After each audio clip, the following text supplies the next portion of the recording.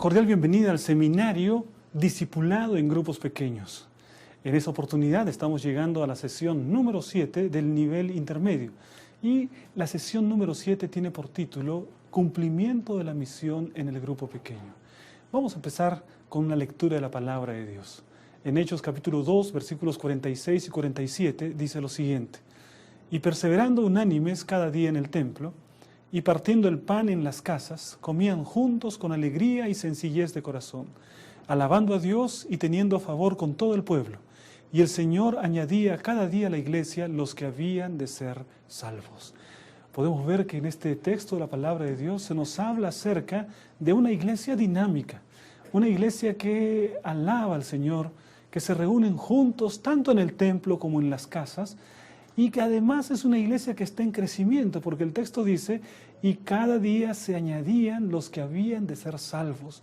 El Señor añadía cada día a la iglesia los que habían de ser salvos. Había crecimiento.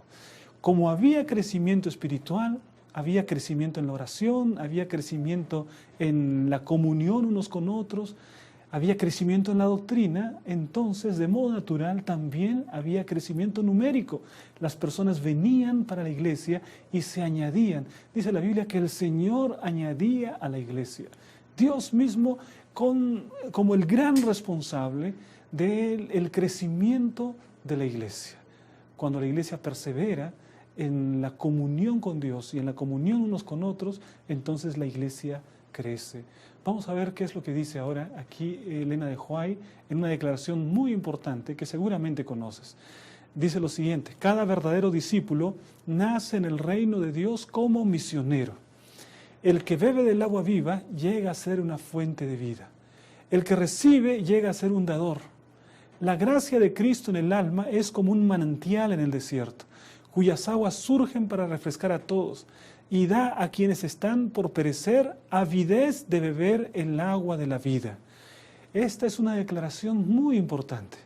Dice Elena de White, cada verdadero discípulo nace en el reino de Dios como un misionero. En otras palabras, si no hemos nacido como misioneros, quiere decir que no somos verdaderos discípulos. Porque si somos verdaderos discípulos, es inevitable que en el reino de Dios hayamos nacido como misioneros. El verdadero discípulo es un misionero. Si no es misionero, no es verdadero discípulo. Y esto realmente es un tremendo llamado de atención para nuestra vida. Cuando nosotros vamos a la experiencia de Jesús con sus discípulos, encontramos que Jesús los encontró como hombres muy ocupados. Ellos eran trabajadores, ellos eran pescadores, se ganaban la vida echando las redes cada mañana para poder pescar y llevar el sustento para su familia. Hombres sumamente ocupados. Jesús no buscó a desocupados, a desempleados, buscó a personas ocupadas para darles una ocupación mayor. No solamente una ocupación que pudiese ser de interés material, sino que tuviese connotaciones eternas.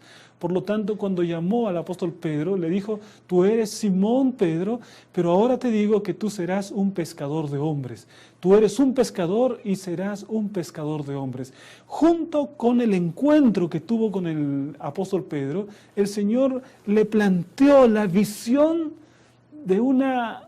de ser un ganador de almas, de ser un pescador de hombres.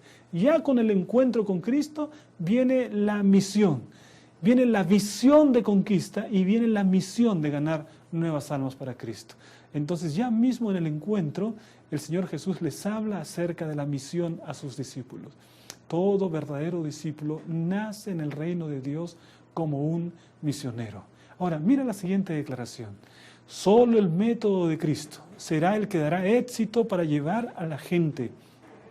El Salvador trataba con los hombres como quien deseaba hacerles el bien. Les mostraba simpatía, atendía a sus necesidades y se ganaba su confianza. Entonces les decía, seguidme. Cuando el Señor Jesús desafía a los discípulos para poder ser pescadores de hombres, para poder ser misioneros, también Jesús les da un método para que ellos puedan ser misioneros de la mejor manera, misioneros exitosos. Y Elena de White nos dice, hay un solo método que es el que nos dará éxito para llegar a la gente. Miren que ella está enfatizando solo un método. Podemos tener gran cantidad de métodos, pero Elena de White dice, solo un método es el que nos garantiza el éxito. Y este método es el método de Cristo. Y entonces Jesús estuvo con sus discípulos 3 años. Y en esos 3 años Jesús les enseñó su método de evangelizar. Y el método que Jesús tenía era alcanzar los corazones, alcanzar las personas. Ir donde las personas, mezclarse con los seres humanos.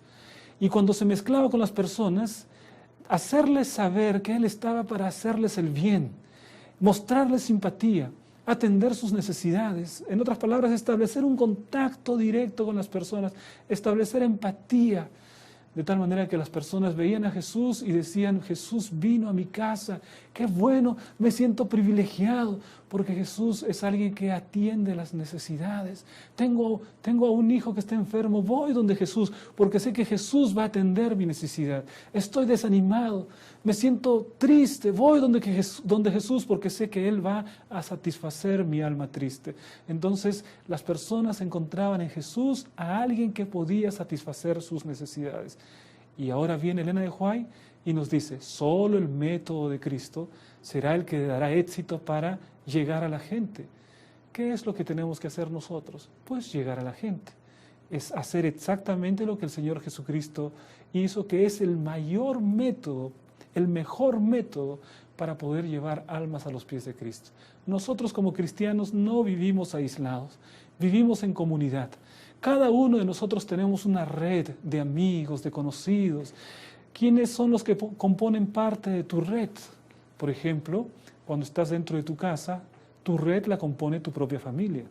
Hay una red porque tienes contacto con esa persona. Y tu red también la componen los colegas de tu trabajo. Y si estás en una universidad o en un colegio, tus colegas, tus compañeros de estudio son aquellos que forman parte de tu red. La red son todos los contactos que nosotros tenemos. Y yo te pregunto, ¿cuántos contactos tienes al día? No sé cuántos uno se han puesto a contar, pero una persona dice que al menos cada ser humano tiene 18 contactos como promedio con otros seres humanos, ¿no? Y ahora imagínate, por ejemplo, si tú tienes un peluquero y siempre vas al mismo peluquero y cada vez que estás con ese peluquero tú conversas y te ríes y entonces él te hace conversación, establecen un vínculo, esa persona llega a ser parte de tu red. O cuando vas al panadero y todos los días a las 6 de la mañana estás yendo para comprar tu pan, ¿no es verdad? Entonces, pero después estableces un vínculo, ya lo saludas bien, le saludas diferente, esa persona llega a integrarse en tu red. O eres un taxista y hay una persona que te llama por teléfono siempre para el servicio de taxi y entonces le das un buen servicio y la persona tiene mucha confianza en ti y siempre te está llamando. Estás estableciendo una red. Todos los seres humanos tenemos una red. Y mira que a veces la red que nosotros podemos construir tiene un gran potencial para poder hacer el evangelismo. Porque hay dentro de ese grupo de personas muchas que todavía no escucharon hablar siquiera del nombre de Cristo. Y entonces, pero tú tienes contacto y tú eres cristiano y puedes establecer un contacto con esa persona. No necesitas ir directamente y abrirle la fe de Jesús y decirle, mira, la primera lección está aquí, ¿no? De cuántos dioses existen. No, no es necesario, sino que hacer lo que Jesús hacía. Cuando Jesús estaba aquí, se mezclaba con las personas. Se presentaba como alguien que quería hacerles el bien. Una persona servicial, una persona amable, una persona gentil. Alguien que está dispuesto a ayudar, alguien que es digno de confianza, alguien que puede aconsejar. Ese debe ser un cristiano. En todo lugar, en cualquier lugar debe distinguirse por ser una persona de confianza, por ser alguien que brinda su corazón, que sirve al prójimo. Y de esa manera él tiene entonces esta red. Y cuando establecemos ese vínculo con las personas y las personas empiezan a tener confianza en nosotros, entonces recién podemos hablarles acerca de lo que está dentro de nuestro corazón. Así como Jesús, después de ganar la confianza, ahí les decía, síganme, ¿no? Ahí abría la doctrina. Qué triste es cuando empezamos a tocar las puertas y lo primero que hacemos es, señora, tiene que arrepentirse porque si no usted se va a quemar en el lago de fuego. Imagínate ese tipo de predicación. No has ganado la confianza, no has establecido contacto con la persona, ese no es el método de Cristo. Jesús se ganaba la confianza. Cuando todos formamos parte de una red, entonces esa red tiene que ser dinámica y tiene que crecer cada vez más, alcanzando otras personas, de tal manera que podamos estar en contacto y cuidando a las personas. Nosotros somos gente que cuida de gente. El cristiano debe verse a sí mismo como alguien que se siente responsable de su prójimo. No como Caín, que decía, yo soy acaso un guarda de mi hermano. No como Caín. Cristiano decir, sí, me siento responsable por mi prójimo, porque soy el único cristiano que está en contacto con él. ¿Quién sabe? Nadie más puede predicarle la palabra de Dios. Necesito establecer confianza con esa persona. Necesito presentarle a través de mis actos y mi testimonio que Jesús es un ser real. Y entonces se abrirán las ventanas de oportunidad para poder testificar acerca de Jesús. Todos pertenecemos a una red y esa red debe ser usada para poder alcanzar a las personas. Mira la siguiente declaración de Elena de White. El Señor desea que su palabra de gracia penetre en toda alma. En gran medida, esto debe realizarse mediante un trabajo personal. Este fue el método de Cristo. Su obra se realizaba mayormente por medio de entrevistas personales. Dispensaba una fiel consideración al auditorio de una sola alma. Qué linda esta frase, ¿no? Que el Señor prestaba atención a un auditorio de una sola alma. Puede ser que haya una sola alma en todo el auditorio, o en una entrevista personal, y Jesús le prestaba una fiel consideración. Los contactos personales, nuestro testimonio personal es muy importante. Nosotros tenemos que presentar a Jesús como un ser real, alguien que está dispuesto a extender su mano. Y entonces, cuando Jesús extiende la mano y salva a la persona, no hay mayor alegría en el corazón del fiel discípulo, porque siente que él apenas fue un instrumento, apenas fue el nexo que llevó a una persona para encontrarse con Jesús, y Jesús es el Salvador. De tal manera que primero es el contacto personal. Imagina dentro de tu grupo pequeño, que todos puedan siempre tener este tipo de relación con las otras personas. Siempre tendríamos invitados, ¿no? Un grupo pequeño podría tener una gran cantidad de invitados cada vez, porque las personas están entrando en contacto, ya sea en la universidad, ya sea el amigo del trabajo, ya sea el esposo o la esposa que no es adventista, se lo trae a la reunión, y cuando viene a la reunión las personas lo acogen con amor y las personas le presentan a Jesús a través de sus actos y a través de sus palabras, y entonces esa persona es tomada por el Espíritu del Señor y es llevada a los pies de Jesús.